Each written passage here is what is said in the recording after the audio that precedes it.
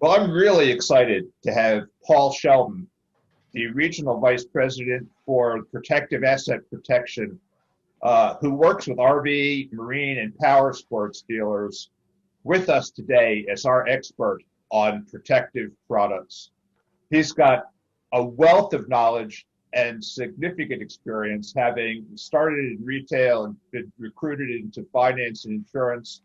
And I'm going to let Paul talk a little bit more about his background because it's really quite impressive, and it's really an honor to have him with us. Paul, thanks very much for giving us a few minutes of your time today. Merrill, thanks a lot. What a great introduction, and I appreciate being able to partner with you in this. And you're right, I've been doing this for a little while. I think specifically in recreational products since about 2000, and it's hard to believe that actually has been 20 years. So yeah, so like I just finished doing another workshop with the RVDA. Had the privilege of doing that for many years now, and then with marine, I do some, a lot of work with the MRAA. I've done work with other manufacturers, and of course, the main thing that I do is I work with dealers around the country and helping them to improve their F&I results in the store, right, and to help boat owners or RV owners take advantage of things like service contracts to help protect and enhance their ownership experience for years to come. So it really is. It's a lot of fun. I love this business. I guess before 2000, I was in the auto world. I did a lot of training with, I was an independent trainer. So I worked with, Toyota was a client of mine for 10 years, and F&I, customer service. And so bringing some of all of that knowledge and then kind of retooling it in a sense for recreational product, because it is different. We're not buying cars. We're buying toys, and it's really a lot of fun that way, right? So our customers are happy, we should be happy, and we should make sure that we do everything that we can to make them repeat buyers, like, RV, be in the RV, space and become a lifetime RVer, be a boater, not just own a boat. Well, I had a boat once, but become a boater and have multiple boats. So yeah, we help with that. So that's great. And what you just said is really interesting, because I actually spend a lot of time talking about the fact that this really is not automotive, and that a lot of the bad habits and the fears that people have come because they've had bad experience in automotive. And what we're doing, and especially the protective products, we're all about promoting and sustaining a lifestyle. We're not doing something because people have to have it. They're doing it because it's a lifestyle that they want to do. And all of these protective products are truly designed just to enable them to have that lifestyle worry-free. So we talk about that. But so let's start out, and this is kind of an open-ended question to start with. As you know, dealers, marine and RV dealers, vary pretty widely in their success of selling F&I protective products. Why do you think that is? And what are the most common kind of flaws that you see in that inhibit the success of some of these dealers?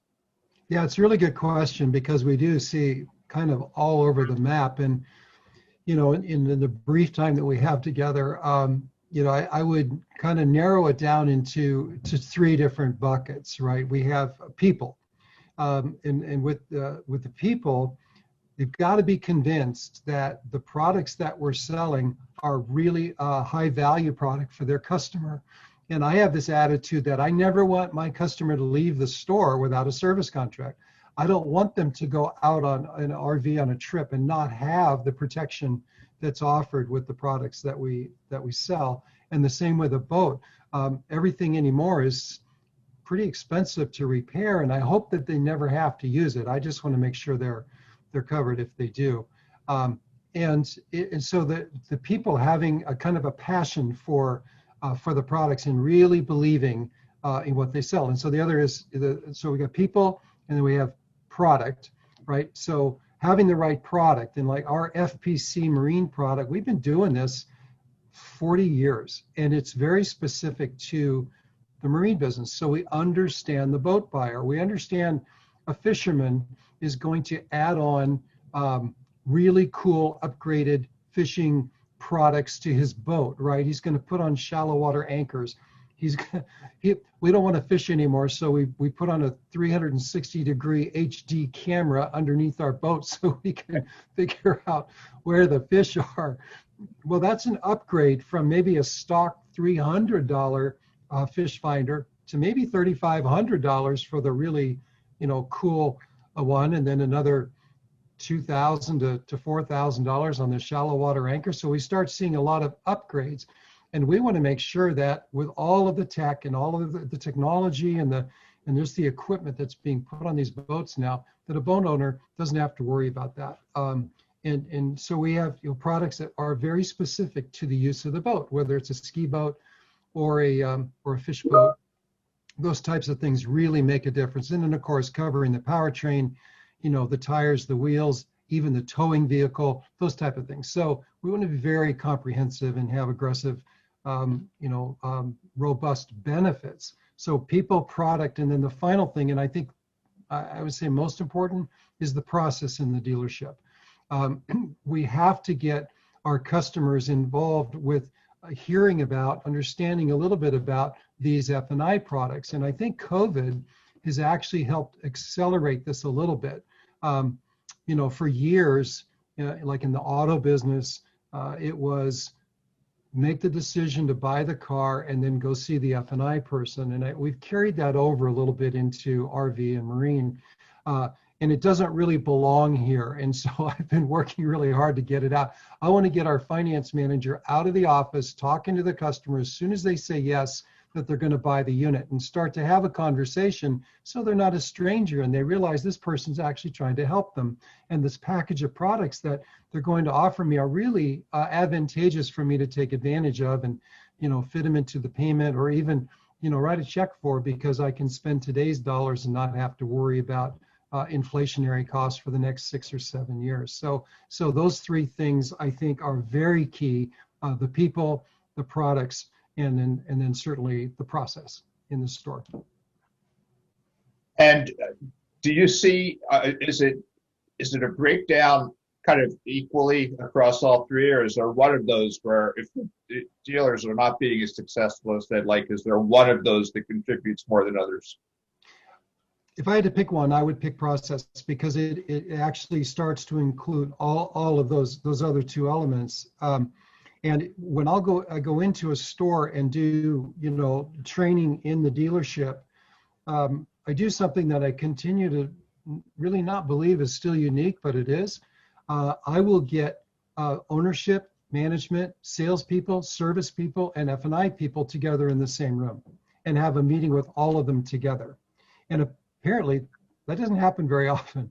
The reason I want to do that is I want everyone in the dealership to understand the value of a service contract, not just for the customer, but for each of them, each of their departments. Like, give you an example. If I'm selling a boat and I sell a pre-owned boat on a, Tuesday afternoon, and a week from Saturday, they go out on the lake and all of a sudden their motor doesn't work, I'm going to get a phone call as a sales guy that I don't want to get, because it's not going to be the boat they bought. It's now the boat you sold me. and so, but if they have the protection, of a service agreement, then the phone call is a lot different. Thank you so much for calling. Let me get you connected to the 800 number, and they're going to take care of that for you and make sure that they get the boat back in here. We can get it fixed and get you back out on the water. Is a whole different call than I'm sorry your boat broke, the one I just sold you. So I really want to help everyone in the store understand it, so that it actually becomes a value add across the dealership. Years ago I wrote a seminar called High Value Selling, and the idea is, we talk about customer experience now. Well, we used to call it customer service, and I like experience better because we really want to enhance ownership experience, and this helps to do that. So so I really lean there. I want the whole store excited and bought in on the value of the products that we sell in finance. So Yeah, I couldn't agree with you more.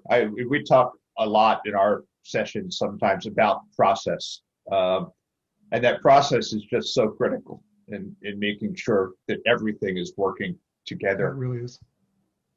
So, as you know, or the retail pricing on protective products, except in Florida, is a little kind of wild westish in the sense that they're not they're not they're not fixed retail prices.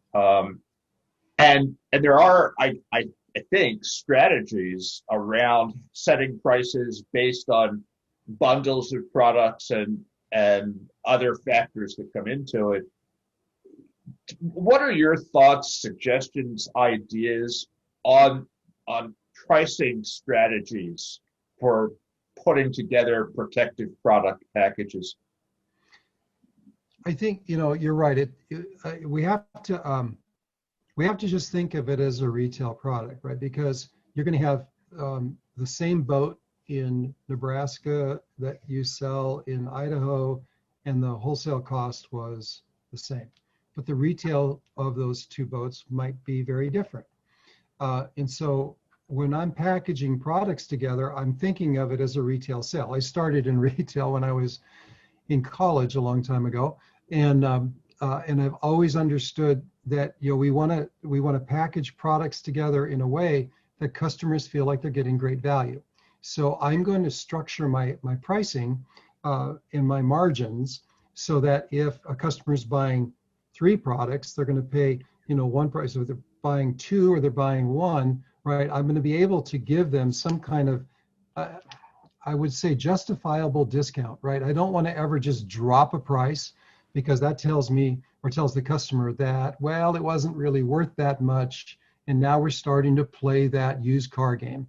And, if I change a price, I'm going to change a term. I will change a deductible, or drop coverage, that kind of a thing, so that it makes sense.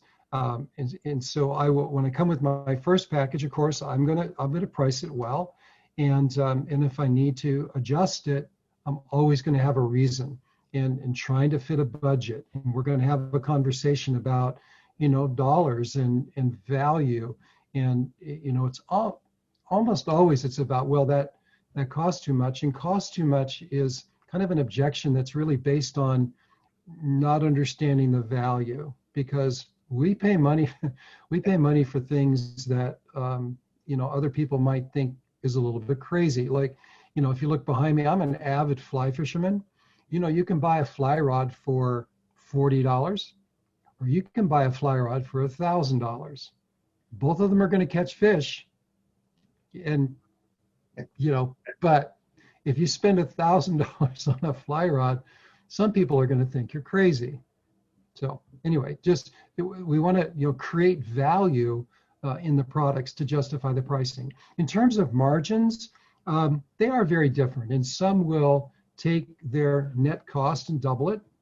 Others will take and add a flat fee, a flat markup, $1,000, $1,500. So it kind of goes like that. But however we structure the underlying gross is, I want to make sure that I can not only justify the price that I'm charging, but anytime that I make adjustments, I have to be able to make that make sense too. So Yeah, I think that point is really really important. I mean, you don't. We talk to people all the time about not putting themselves in the position where they're adjusting the price for no justifiable reason except that the customer's negotiated with you. Yeah, that's not good. It really isn't good at all to do that. We really have to have a reason. Exactly. I think so. Yeah. So that you actually kind of led into something that we focused on a couple of sessions ago, which has to do with setting goals and targets. And we talk about a couple of things a lot. One is the F&I percent of profit on the amount financed and on unit sales overall. Um, and, and narrowing that a little bit to the protective product range, um, there's actually two parts to this. One is, do you have some kind of thoughts or guidelines about what that percentage should be? What percent to profit should protective products be contributing? Which is tied also to what are your thoughts about targets for penetration rates for selling protective products? Yeah. So when you're talking about the percentage contribution to the overall profit, I've heard anywhere from 5% to 10% to whatever, right? So, and I think that that's a good marker to determine in the store, and then work to grow it. The reason I don't tend to come with a hard number for this reason: boat costs, boat dealerships are very different. If I may sell an average boat that my average cost is, or retail is $30,000, but somebody down the street might have an average that's $80,000. And so if we're both selling 200 boats, 300 boats, my gross profit number is going to be very different. And so, trying to tie that number to a fixed number is a little more challenging. So I'm happy with it as a benchmark, right? So, hey, maybe I'm at 4%. Cool, let's get to 5. If I'm at 9, let's get to 10. And so those incremental steps along the way. Does that make sense? It does. It does. Yeah. And what about the thoughts on penetration rates, targets for penetration? So this is an idea where people think I'm a little crazy, just so you know. A guy named Michelangelo, he had a quote, and he said, "It's generally not a problem. The problem isn't that we set our goals too high and miss them, but set them too low and hit them." And I see penetrations around the country that I want to say we settled for. And I've watched this over the years where we used to have a really high percentage of sales penetration on service contracts, and it may be as much as 40% less now. And we do things like blame factory warranties, and there's always reasons. But I have this idea that why not 80? Why not 80%? Why would I want any of my customers to leave without a service contract? And when I look at that, everybody has a bell curve, right? Our bell curve in service contracts is 10% of the people will buy anything you put in front of them, and 10% will buy nothing that you put in front of them. And then we make our money in the 80, right? That's our goal. And so if we're at 40, we want to get to 45 and get to 50 and get to 60. I have a dealer that just crossed 82% he's at for the year, not for like last week, for the year through September. And that's impressive. And so I know that it's doable, and we have a number of dealers in the 60s. And so, I think that we could set our goals, too low and be satisfied with 35 or 42. So I want to set them high and go get after it. And that's kind of my thought. And so people do, they tell me I'm crazy, but and it's probably true, but I do think it's possible. So, but I always want to go, because what if I only end up at 68%? How bad is that, right? So, but I'm going to always keep going for that target. And maybe every once in a while in a month I'll hit it. So. That's good advice. I think setting the goals high is always a good idea. And a little bit off of that, what are your thoughts on menu selling?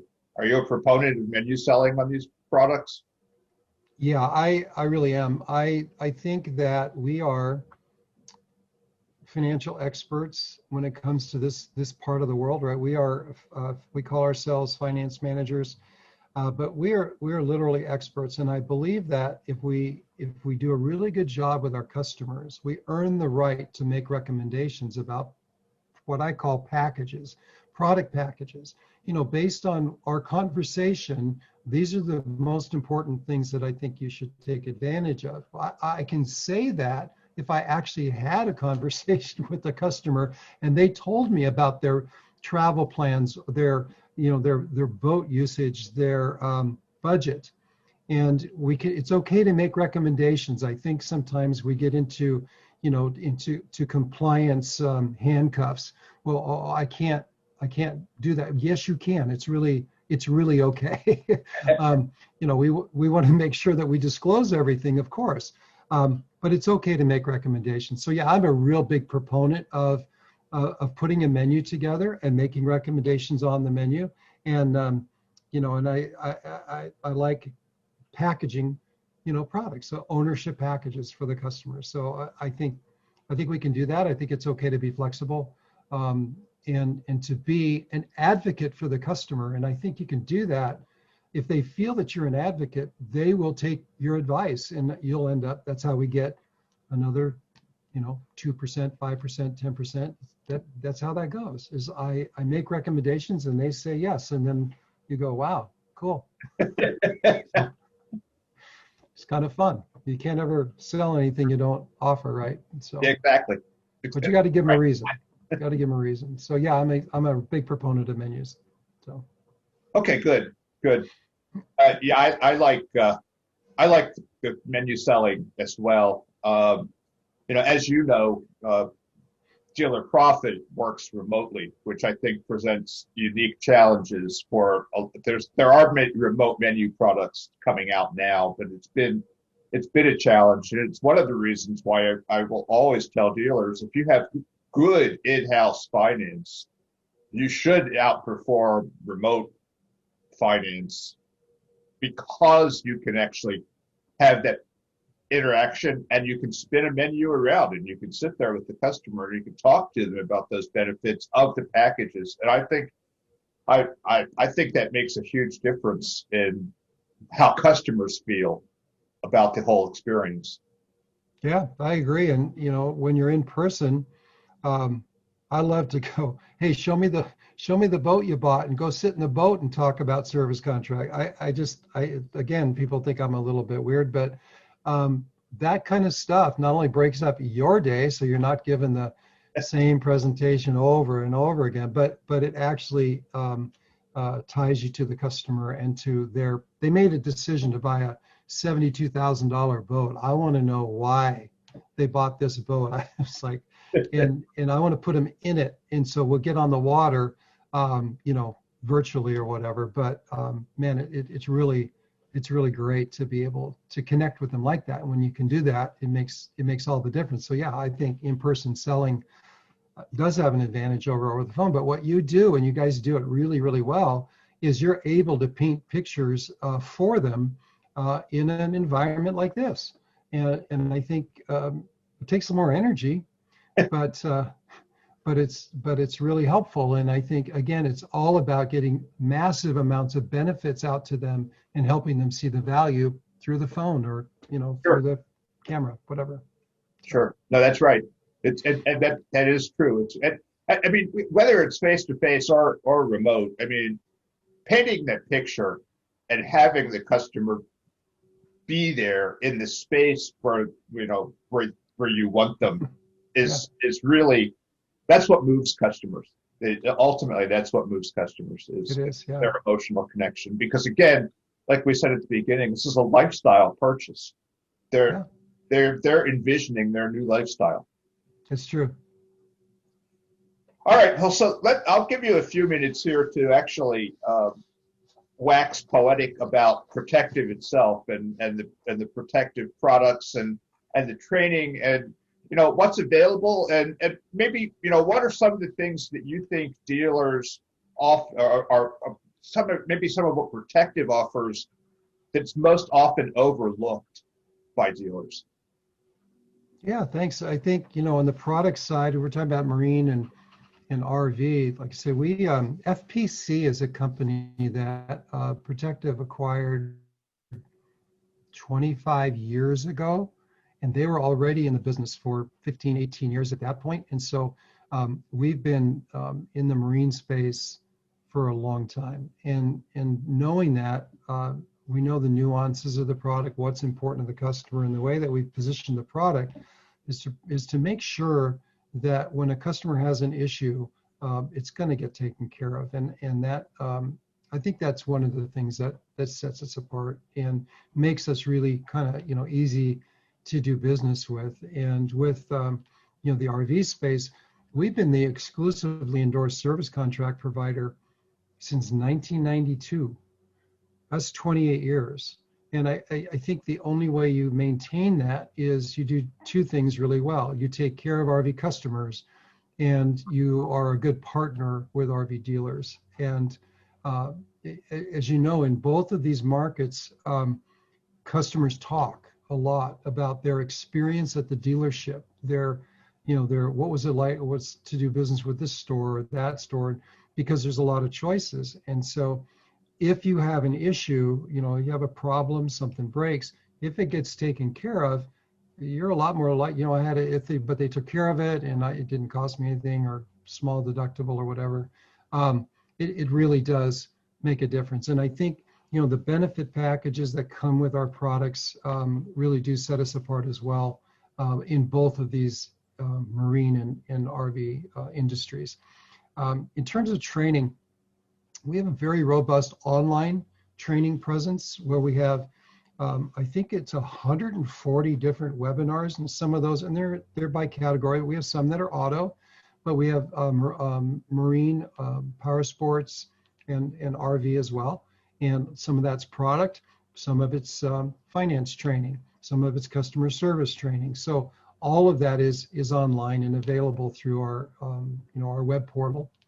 And then we do a lot of we're doing a lot of in-person workshop kind of things where we bring multiple dealers together. And what seems like 100 years ago, we could have get in a hotel room and get the best of the best from different finance managers, and that was really great. I remember I did one in Florida last year. We had 23 different dealers represented there, and that was an absolute ball. We were together for a couple of days.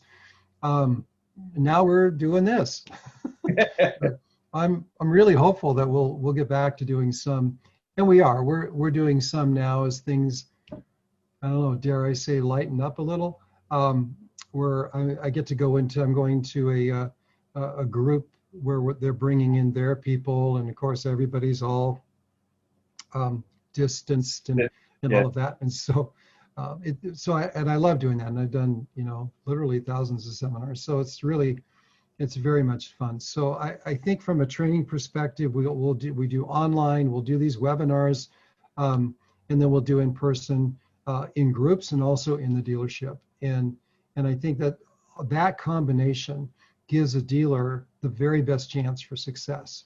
And we partner with a lot of people around the country that help us with that too. So I think those are the kinds of things why we've been doing this as long as we have, and why we're frankly doing business with a lot of the top 100 dealers, the top 50 dealers in RV, and it just, we try to do what we do with excellence, and like I said, take care of our dealer partners and their customers. So. And you do a good job at it. Is there something that you think dealers don't really think about or know about that they're kind of missing or not taking as much advantage of from a protective offering point of view? I think one of the things that doesn't get talked a lot about even in a forum like this is, we're talking to dealership owners, is participation programs. So when we we set up a dealer and they perform really well, there's an element of insurance that's called underwriting profit, and it's the amount of money that's left over in the insurance company after you pay claims. And with our dealer partners, they participate with that, and it becomes a very nice little piece. We've paid millions of dollars to dealers on those programs, and there's various programs depending on the size of the dealer and those type of things, which could be another workshop. But yeah, I think that actually looking at that as another revenue source is really important. I think that's a great piece of advice. More and more of the dealers that we're talking to and working with these days are looking at those programs, and uh, it does become another really nice revenue stream. Yes, yeah. So, well, hey, Paul, I've really enjoyed this. You are the expert when it comes to all things protective product, and I appreciate you taking your time and sharing your insights with us today. It's been great. Hey, you're welcome. Thanks, Merle. It's really great to partner with you, and yeah, and anything we can do to lift the industry right now, I think is really important. We have more first-time buyers coming in than we've had in a long time. Yeah, it's a fun time. It's a strange time, but good time to be in our business. So, It is. It is. And who would have thought at the beginning of March we'd be saying that right now? yeah, somebody said, who would have thought a pandemic would be a boost to the recreational products world? But here we are, because we can buy a boat, we can buy an RV, and we can keep our environment clean, and we can go on vacation on the lake instead of to Europe or whatever, right? So, That's right. That's right. I did an interview with John Heyman, who's the president of the National Marine Lenders Association and yeah, vice president at Medallion Bank, and he refers to it as the staycation phenomenon. mhm. It's driving Very all. much that. We're going to invest here because might have to do this for a few years. We may not be able to get on airplanes and, go on vacation. So, Right. yeah, so good stuff. Anyway, thanks so much for the time. It's been great. Absolutely. Thank you very much, Paul. You're welcome.